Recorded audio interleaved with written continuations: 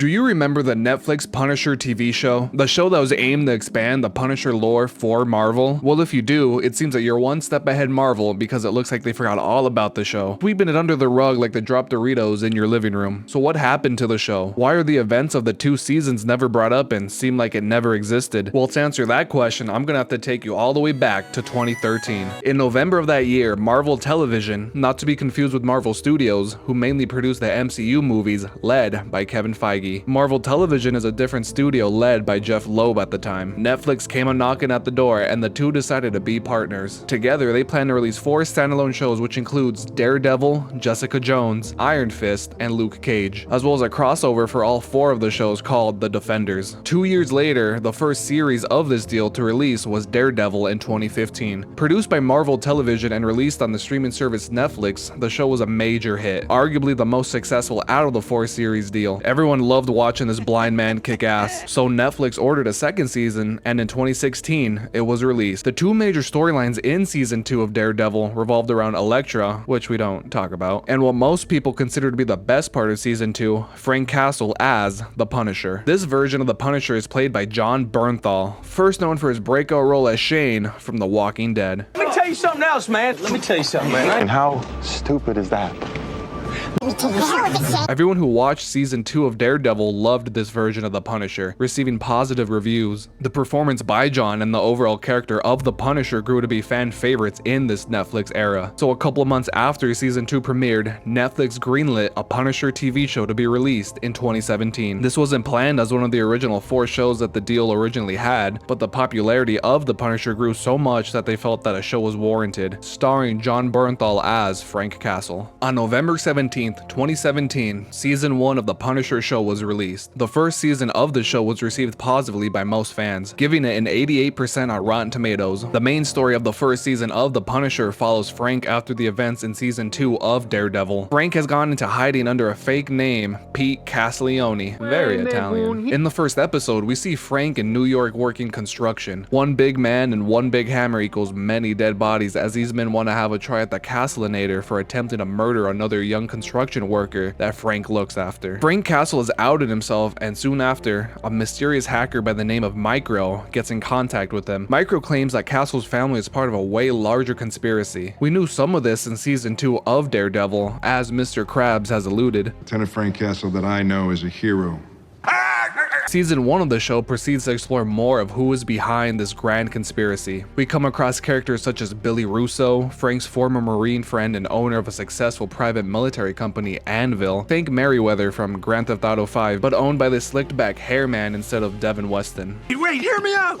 Curtis Hoyle, one of Frank's oldest Marine friends, is a counselor for veterans dealing with PTSD. William Rawlins, the head honcho behind Cerberus, a military unit that was involved in covert operations in Afghanistan, doing some naughty stuff over there in the Middle East, such as torture, murdering innocent civilians, and smuggling illicit substances. William concealed all of these crimes from the public, living as a regular old corrupt CIA director. He was also the one to orchestrate the taking of lives from Frank's family, alongside Billy Russo. With the help of Micro, whose real name is David Lieberman, played by Eben Moss-Backrack, who now plays Ben Grimm in recent Marvel movies. I wonder if the Punisher were to ever meet the Thing, would he recognize him as the basement-dwelling hacker? Let me tell you something, man. You remind me of this guy whose wife wanted to sleep with me. Oh yeah, Micro's wife had a thing for Frank. There might be a reason why they call him Micro. Huh? David Lieberman is a former National Security Agency analyst who is now believed to be dead. He has gone into hiding much like Frank, as these corrupt government officials want him dead, as he has information that could expose everything that happened in Project Cerberus. So he faked his death to protect his family. With the help of Frank, together they go on a mission to uncover what all these black marked missions were about, as well as discovering the truth behind Frank's family murders. As they both continue to investigate, Dina Madani from the Department of Homeland Security starts looking into the murder of her former partner, who also served in Afghanistan in Project Cerberus. He had uncovered evidence of the same conspiracy before they got to him. Dina initially finds Frank as a suspect in all of this, later learning that they're both after the same thing. Together, they form an alliance to expose the truth. Karen from Daredevil makes an appearance in the show, helping Frank and encouraging him to pursue justice. In the finale, Frank and Mike Micro have gathered enough evidence to expose Rollins' illegal operations. After being brutally tortured by Rollins and Billy, Frank finally gets his hands on the person who caused a tremendous amount of turmoil in his life and enacts Punisher revenge. With only one man left to deal with, Frank and Billy have a showdown at the carousel where Frank's family were killed. Frank's rage meter is sent to 100% and repeatedly smashes Billy's face into broken glass, smearing his face on it like peanut butter on bread. But rather than turning him into handsome Squidward, he disfigures his face and leaves him with brain damage, setting him up to be Jigsaw in the following season. With the conspiracy of Cerberus exposed, Micro is able to reunite with his family. Frank, on the other hand, is officially cleared of the many crimes he has committed, but still, he feels nothing after enacting revenge, thinking that it would bring him peace, but rather bringing him acceptance that he will just always be drawn to fighting evil criminals. He is now ready to start taking care of himself as he joins Curtis's group therapy. Season 1 of the Punisher TV show overall was pretty solid. It had an intriguing storyline and mystery with everything that happened in Cerberus. I was eagerly anticipating each episode as the story progressed. It was a good mystery as we follow Frank uncovering what all happened in Afghanistan and why they had to take his family from him. The fresh batch of characters that they introduced were all good. I enjoyed each character and what they offered to the season. Frank Castle was such a joy to watch this entire season. He was pretty much the same person he was in the second season of Daredevil, but expanded for a full season. I love the character that is the Punisher. Just a cold-hearted vigilante who'd rather be the justice than bring these criminals to justice. He's just a badass that kills these people because he doesn't want the same thing that happened to his family happen to others. Jon Bernthal gives a great performance as the Punisher, a big, brute, wise son of a gun that has a mushy heart for the innocent. Are you sure you should be poking it like that? Jon is the Punisher to me now. They are always torturing Frank. He's just used to it at this point. He takes beating after beating. Must have been really disciplined as a child. Miss, I want to be a doctor when I grow up. Frank Castle. Did I just catch you wanting to be shit?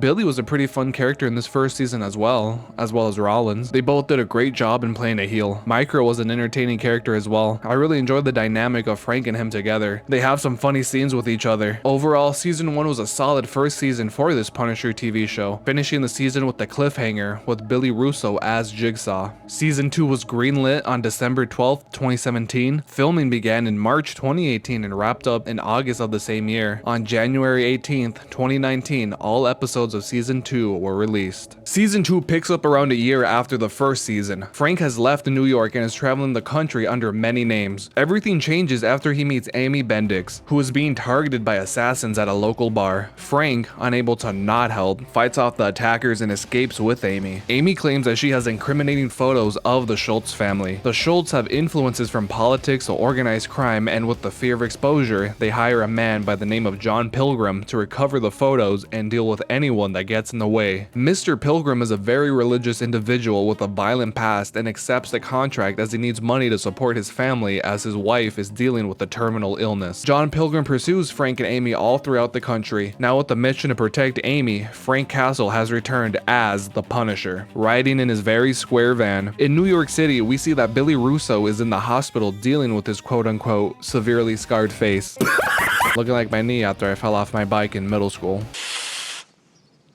But more importantly, suffering from brain injuries after the events of meeting the Punisher at the carousel. Billy has fragmented memories of the events that led to his injury. While slowly piecing them together with the help of therapist Krista Dumont, Krista falls in love with Billy and they start an unconventional relationship together. As he picks the pieces together, he finds that Frank is responsible for his injuries and ruining his life. After escaping the hospital, Billy recruits a group of veterans and criminals to form a gang and take out Frank Castle. Quickly, leaving a like and subscribing would mean a lot in helping the channel. Thank you. Dina Madani returns and is suspicious of Billy, thinking that he is fully aware of what he did and is using the fragmented memories as an excuse. She gets in contact with Frank, telling him what has happened to Billy and what he's doing. Frank agrees to handle Billy, permanently this time. He wants Amy to be fully protected in exchange. Frank and Amy have bonded into a father-daughter-like relationship as she is like the child that Frank wished he still had. They both reveal their backstory and Frank learns that Amy was part of a group of con artists that were hired by the Russians to to take photos of the closeted senator David Schultz kissing another man in order to blackmail him. What homies do. Andrew's parents are powerful and extremely religious, so to avoid a scandal, they hire Pilgrim to kill witnesses involved and destroy the photos. So John handled all of Amy's friends and the Russian mob all by himself. During the pursuit of Frank and Amy, Pilgrim's wife dies without him being there by her side. He's devastated and no longer wants to continue the mission, but the Schultz have his sons hostage to force him to finish the job. Billy has taken the moniker Jigsaw, sporting a mask and all, and starts hunting the people involved in hurting him, such as his abusive foster parent. Frank, Curtis, and Madani team up to take down Billy and his gang. After seeing Frank with the skull emblem, he doesn't know why Frank would come after him, as his memories have blocked out what all he did to Frank in the past. He frames Castle into believing that he murdered innocent lives, wrecking Frank as he has a moral code to never kill innocents. Karen and Madani find that Frank was framed for these murders and never killed the civilians. Frank and John Pilgrim fight after John captured Amy. As Frank is about to finish Pilgrim for good, John asks Frank to save his two sons from the Schultz family, so he lets him go and goes into the home of the Schultz, putting an end to the mom and dad that caused the turmoil in Amy's life. The sons return to John and he repents for his past and starts a new future with his boys. Back to Madani as she figures out that Billy's therapist has been helping him all along and comes to expose her. One kerfuffle later, Krista is pushed out the window and Billy comes and attacks Madani. She shoots him and leaves in a hurry. As Billy starts to bleed out, he calls Curtis for help, not wanting to die alone. Frank comes soon after and Billy apologizes for getting Castle's family killed. Frank fills him with bullets and says goodbye to Amy as she's off to start a new life. Frank has fully embraced his role as the Punisher and will protect his city from violent criminals, bringing an end to season 2.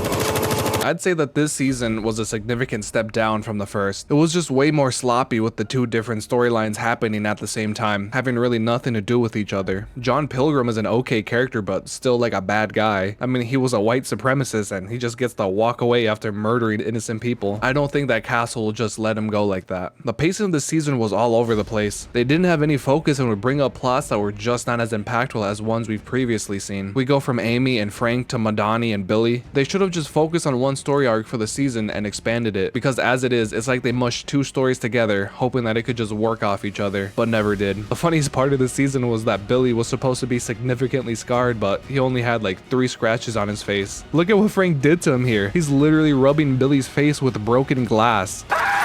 You'd expect his face to look like straight muscle or something. It was funny seeing how his face was just normal with a couple scars. The action for this season was pretty good. People complain about how this version of the Punisher is not as tactical as how the Punisher should be, but I think it's okay. It's just that this version is more of a brute, and I'm fine with that. I like the ending of Frank wearing the skull vest and spraying bullets.